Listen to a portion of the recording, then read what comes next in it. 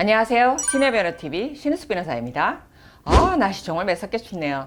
작년에는 제 기억으로는 제가 추운 걸 별로 못 느꼈던 것 같아요. 그래서 내복도 안 입었고 롱부츠도 신지 않았던 것 같은데 올해 춥네요. 그래도 뭐 겨울 다우니까 또 겨울에 장사하시는 분들한테는 이 추운 날씨가 도움이 되셨으면 좋겠습니다.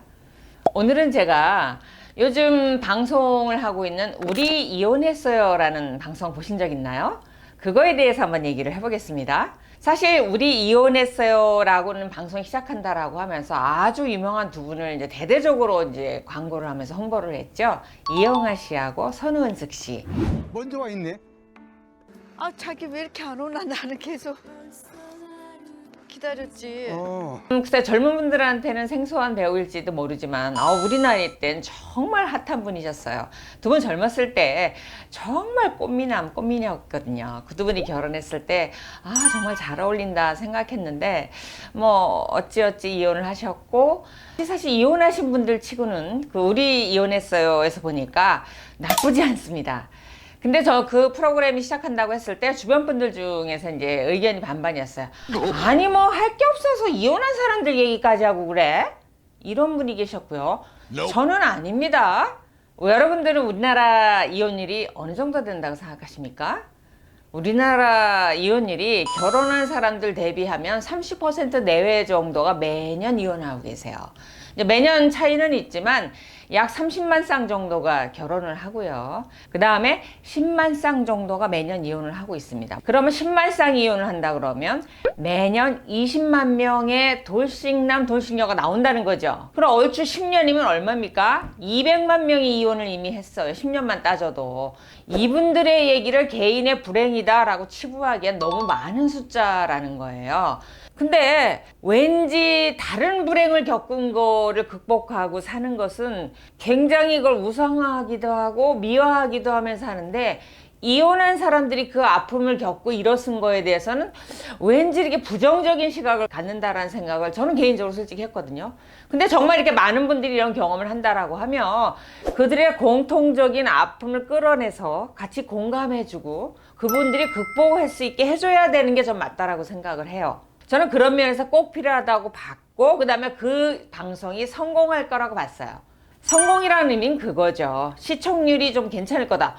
시청률 잘 나오고 있습니다. 8% 9%라고 하면 사실 웬만한 종편이 3%만 넘기면 성공한다고 하거든요. 8% 9%면 2배 3배가 나오고 있기 때문에 많은 분들이 단순 호기심이 아니고 그 방송에 공감하고 있다라는 걸 알 수 있고, 제가 봤는데 그들의 이혼 사유, 자극적인 거 이런 거에 집중하지 않고 이혼한 이유의 삶, 그 다음에 아이와의 문제 이런 거를 잘 다뤘다라고 생각을 해요.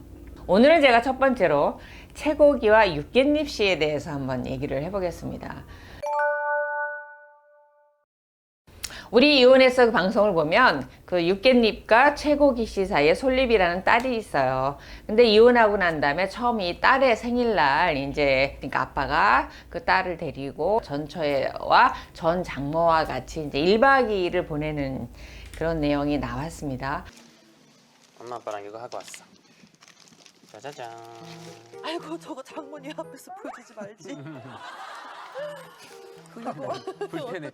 정말 어린 자녀를 둔 부모가 이혼을 했을 때 나올 수 있는 모습들이 그대로 이렇게 잔잔하게 나오고 있다는 거예요. 과장되지 않고 꾸미지 않고. 더군다나 거기에 전 장모님이 내 딸과 이혼한 전 사위를 대하는 그것도 아주 감정이 그대로 리얼하게 나왔고, 이렇게 보면서 조마조마할 정도로 정말 이렇게 실감 있게 그거를 이렇게 드러내서 편집이 됐다라는 생각이 들었습니다. 오늘 여기서 제가 하고 싶은 말은, 이혼하고 난 다음에 각자 생각하고 있는 게 다르고 입었던 가슴의 상처가 다르고 그 다음에 회복하고 싶은, 돌려받고 싶은 감정, 물질적인 게 다르다라는 부분이 이제 드러났다는 거예요. 보면은 거기서 만나서 전 장모님이죠. 그래서 이제 전 사위한테 하는 말이, 내가 자네한테 결혼할 때 그 혼수를 해줄 때 내가 대출을 받아서 해줬는데 나는 아직도 그 대출금을 갖고 있네. 그러니까 그거 나한테 돌려줘야 되는 거 아닌가? 이렇게 말을 하니까 전 사위가 팔았습니다. 이렇게 얘기를 한 거예요. 한번 생각을 해보세요. 받았던 폐물 이런 거 팔으면 반값도 못 받거든요. 장모님이 이게 있던 돈으로 이제 사셨으면 그러지 않으실 건데 딸이 이혼하고 난 다음에도 그거 이자를 계속 갚고 있다든가 아니면 카드를 할부로 샀는데 그 할부를 계속 갚아보세요. 생각이 안 나겠어요? 그러니까 이 돈을 갚아야 하는 마음만큼 어떤 원인으로 이혼을 했던 전 사이가 믿겠죠.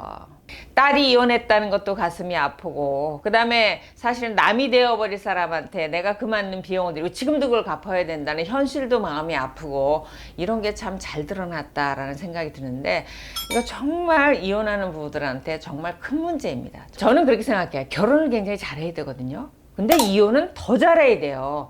다시는 볼 일이 없게 깔끔하게 마무리가 돼야 됩니다. 그래야 그들의 미래가 있어요. 이게 이혼이에요.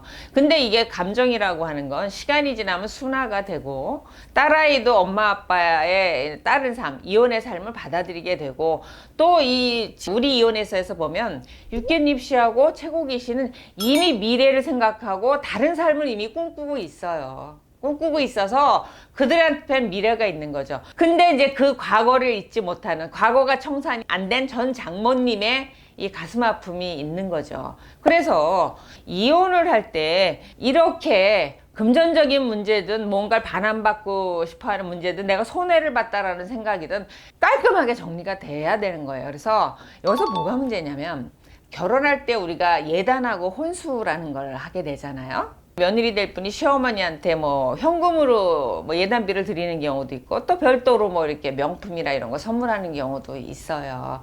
그에 비해서 이제 아직까지 풍습은 집을 남자가 해온다는 이유로 남자 쪽에서는 여자한테 받은 예단비 중에 일부를 이렇게 쓰시라고 주지 별도로 사이가 장모님한테 며느리가 시어머니한테 하는 것처럼 명품 선물을 하거나 이러진 않아요. 그래서 결혼할 당시로 봤을 땐 집을 빼고는 여자 쪽이 조금 더 드는 게 현실이거든요.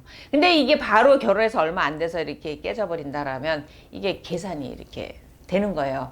근데 법적으로 주의하셔야 될 건 결혼식을 하고 결혼이 성립됐다라고 하면 양쪽에서 서로에게 지급한 예단비라든가 폐물은 돌려받을 권한이 없습니다. 법적 권한이 없어요.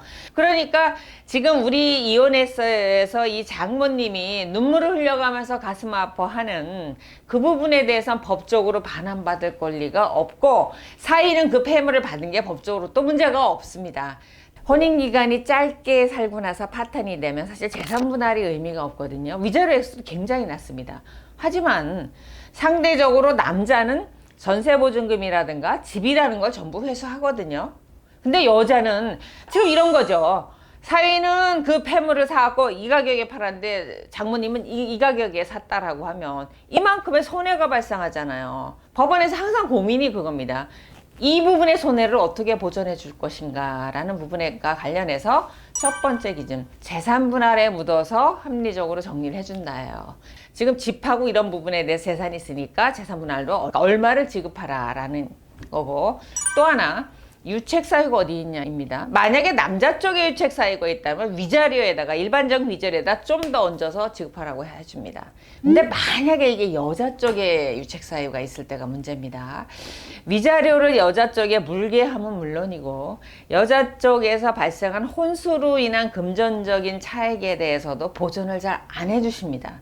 그래서 혼인기간이 짧을수록 유책 사유가 위자료 액수와 재산 분할에 상당한 영향을 미친다. 이런 부분이 이제 사실 소송에서 다른 연령대와 다른 특징입니다. 그래서 우리 이혼했어요를 보면서 친정 어머님의 마음은 이해할 것 같지만 저는 그렇게 말씀드리고 싶어요. 어머님한테 한 번만 따님을 위해서 참아주시죠.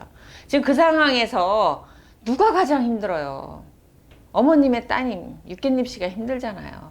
이런 부분 정말 힘드셔도 한 번만 눈물을 삼키고 좀 마음속에 이렇게 삭혀주셨으면 했던 게 솔직히 제가 방송을 볼 때 느꼈던 마음입니다.